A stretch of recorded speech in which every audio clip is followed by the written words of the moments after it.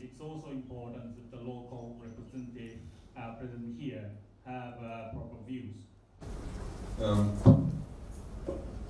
Good morning, ladies and gentlemen.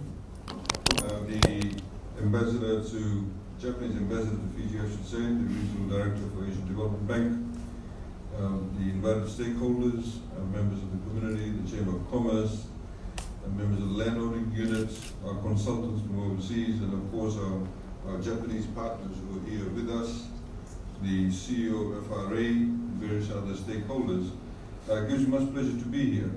Normally when you get invited to such a workshop, you don't want to make a very long speech.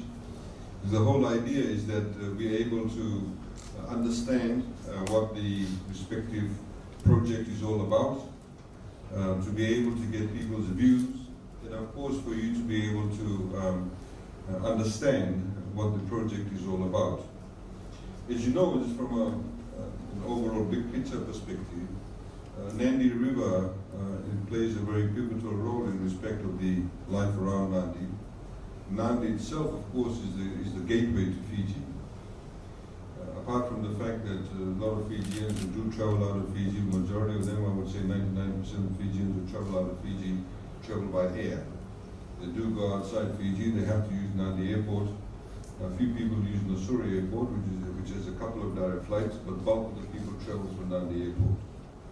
Tourism, which is our major contributor towards our economy, contribute to approximately 34 to 38% towards our GDP.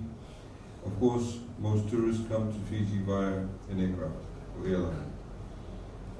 And of course, out of that, approximately 70% of the arrivals come on Fiji Airways. And the base of that is in Nadi.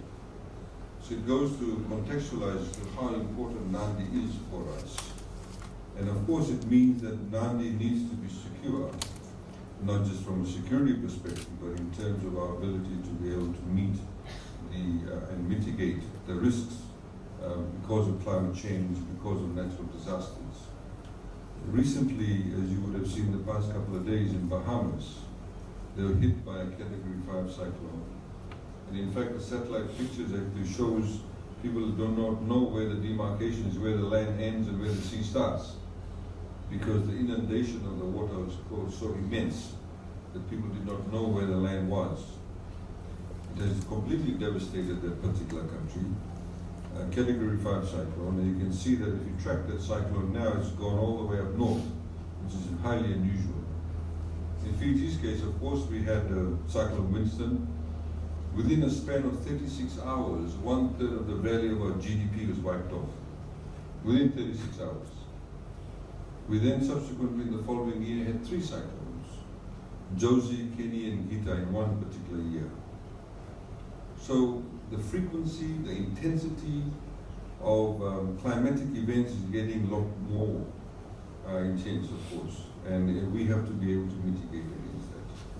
On the other hand, of course, we have the fact that Nadi, as a town, will soon be declared a city. It's one of the fastest growing urban areas in Fiji. So traditionally, areas that were left for agricultural purposes or, in fact, not harvested at all, whether for logging purposes, whether for agricultural purposes, those areas are now being, exploited. So which has of course changed and has an impact on the river system itself. I want to tell you a story.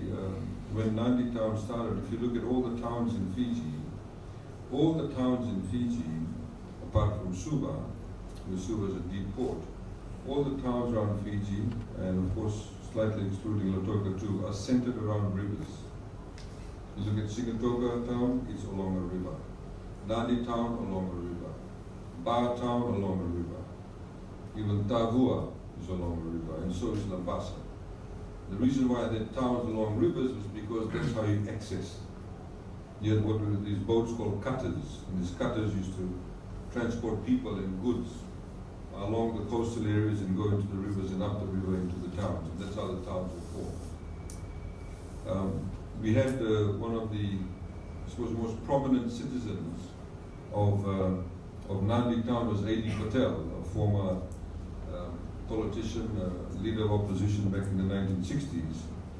And A.D. Patel back in the 40s and 50s advocated that Nadi town should not be where it is currently.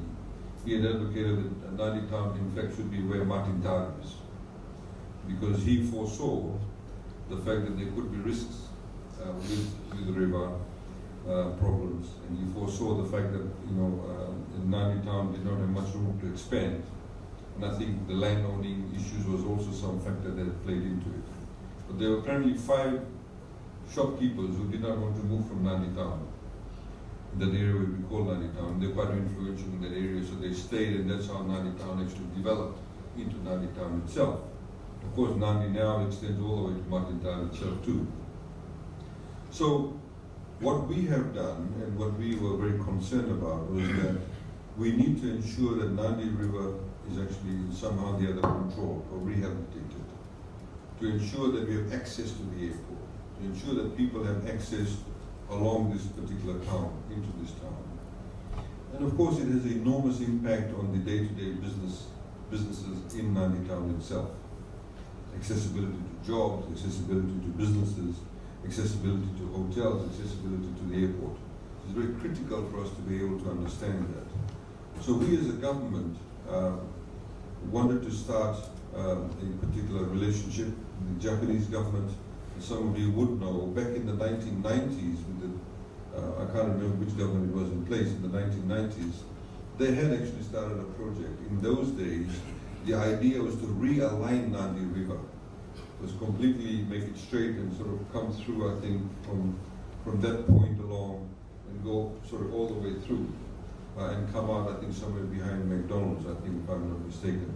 That was the whole idea then, to realign Nadi River so it spills out into the ocean in one straight line. Normally when rivers curve, that's where you have the problems. Unfortunately, the then government did not take up the project, or monies actually went haywire. But we have now, of course, we face a situation where there's so much development has taken place. So the ability to realign would be extremely expensive. People would have to be relocated, would have to have enormous capacity to buy back land, buy back houses, and compensate for that, which we can't. So the idea now is, of course, to rehabilitate Nadi River. And as you would know, as you would hear from the experts, that the Nadi River is divided into 3 sections. One is Section A, which is the Nadi town area, the inlet drainage systems within Nadi town itself, and of course spilling out into the ocean. Then Section B is the one bit more upriver, the areas along the way you have the cement factory up to the bridge of the back road. And then Section C is the one further upstream.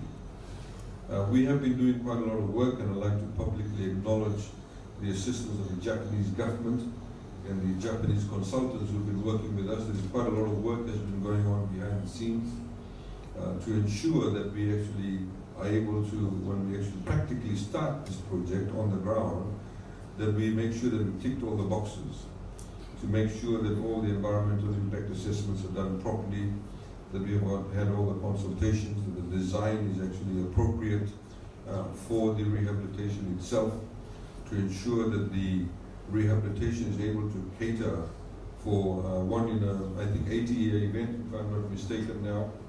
We originally looked at 1 year in a 50-year event. Now it's a 1 year in an 80-year event. So to be able to ensure that we build those risk factors in. The funding for that, and I think it's important for you to know, in particular for the local residents and the local stakeholders, we've had a lot of interest in this, and the Japanese government has very graciously and very generously suggested that part of the work will be done by way of grant, in particular with the Section A.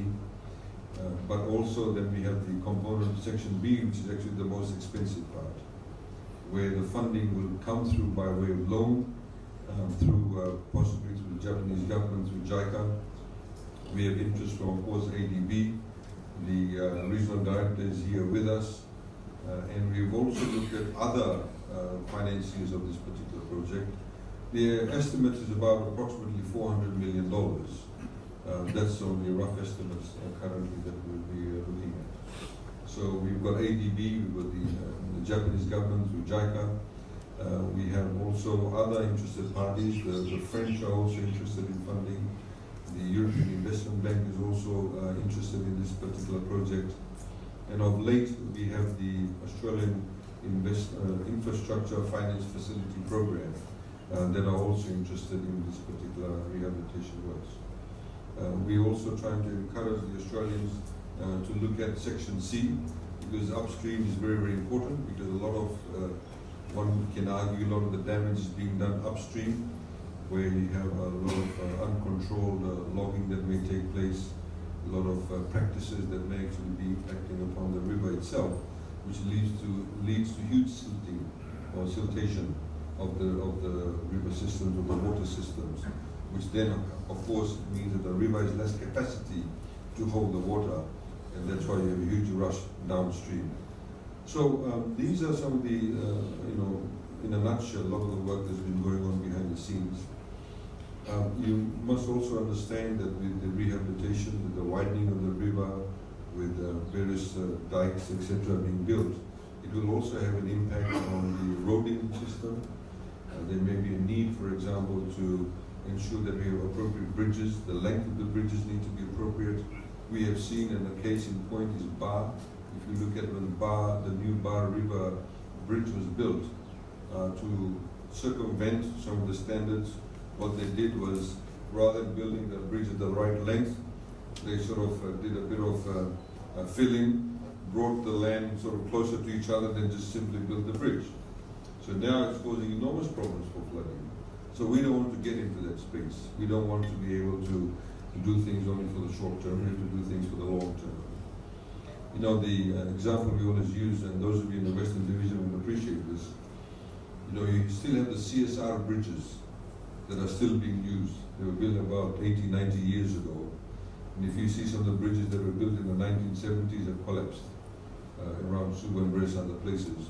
So we want to ensure that there is quality, there is the right amount of quantity is actually put into the particular project, but quality is utterly critical for us.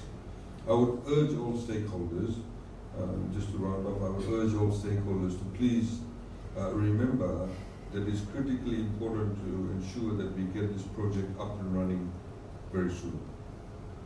There are certain legacy issues we have to deal with.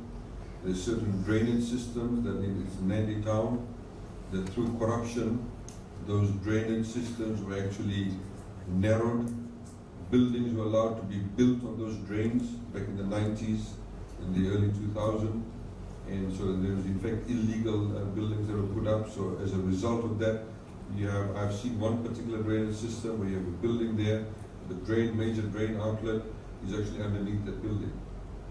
In order to allow them to build a building to their size, they've allowed them to narrow the drainage system, which means the water that comes into it cannot actually empty itself out as quickly as it should. So there's a number of legacy issues we have to deal with. Some of it we have to go around it. Some of it we have to be very creative in terms of how do we deal with it. But what is really important is for you to be able to understand that we need this rehabilitation done, and we need it done quickly, but with quality and standards in mind. So we have one of the studies that we expected to be, the report to be completed by October this year, and some more studies next year. So we hope to have the project up and running, or as I say, the bricks and mortars in the ground very, very soon. I'd like to thank the Japanese ambassador once again, and for I have always been pushing people to do things quickly, and I'd like to thank him for forbearing my perhaps over-enthusiasm to get this project up and running very soon. Nadi, of course, has some very good world-class class infrastructure now. You have 4 lanes coming out of Nadi airport. We have to be able to ensure that the asset, which is the road, that we build around it, we actually build a lot more value to the asset. I mean, basic things like, as we've seen, and this is one of my hobbies, the CEO of FRA knows this. I actually walk around to see what kind of flowers they plant. We see the bougainvilleas now all blooming. It makes Nadi town a lot more attractive. And this is something critically important for us to be able to understand, that we need to look after the assets. Those assets are very important. We need to add value to those assets. In the same way, I remember some businesses along Matintar and Namaka were actually opposed to the 4 lane, which I could not understand. And they said, oh, we'll lose business. But little did they know that we're actually building service lanes. And they were, despite that being told, they could not understand it, could not grasp that. And today, most of the businesses are actually thriving, and in fact doing quite well, because people actually now have good access. People actually do feel safe coming in and out of those areas.